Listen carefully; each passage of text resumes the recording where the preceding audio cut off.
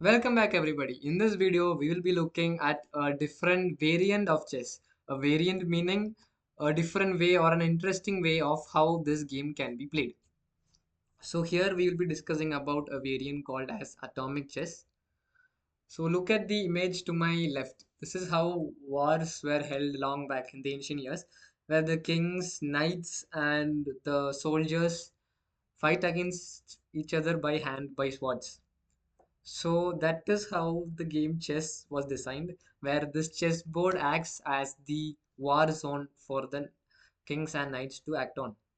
So, but what is different today?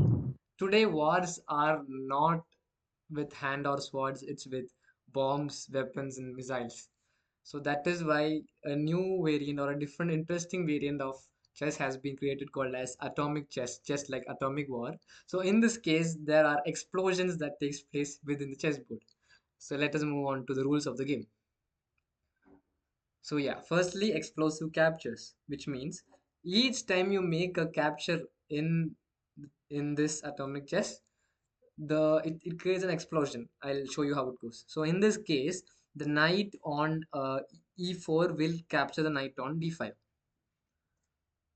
So when a capture occurs, it triggers an explosion. So all the surrounding pieces will also get eliminated. I mean, so in this case, firstly, the black pieces, the knight and the bishop are gone. Also, the our white bishop that's behind the pawn will also be taken away because it falls under this radius. But I know, and also our own piece, the piece that we use for capturing, will also be destroyed in this explosion. And luckily or unluckily, the pawns, only the pawns of that surrounds the explosion will be saved. They won't be affected by the explosion, which makes pawns more stronger in this atomic chess. So this is the first thing, the explosion, and each time here, each capture is an explosion.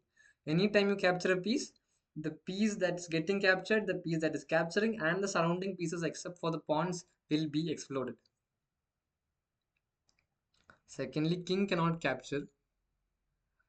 This is because, so look at this image, what would you do? You would capture the rook with the king.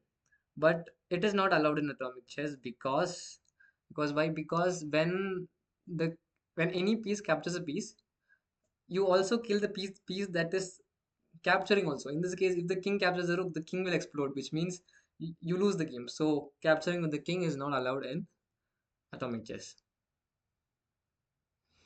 And thirdly, there how do you win this game? In normal chess, you win only by checkmate.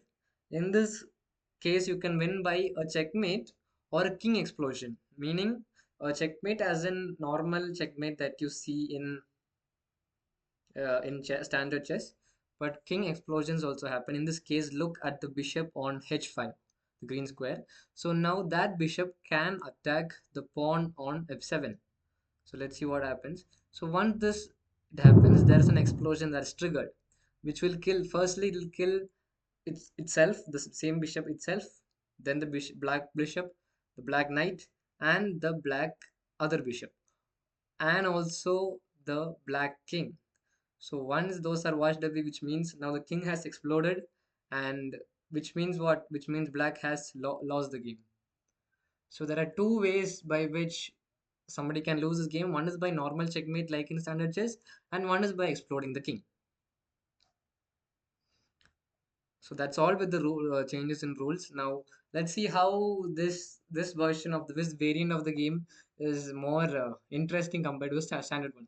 Firstly, this game is more faster. Why? Because here a lot of captures, I mean explosions are triggered and captures will take away lots of pieces very fastly. The pieces will be removed from the board, which finishes the game fastly. Secondly, the pawns are much stronger here. um, I will show you with an example.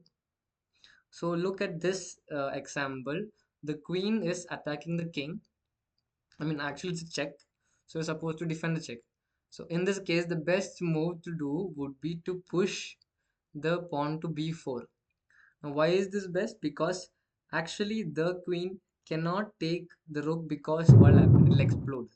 So while exploding, the pawn also will go and the queen also will explode, and eventually white is better here. So that is why making those pawn sacrifices are very strong in this game.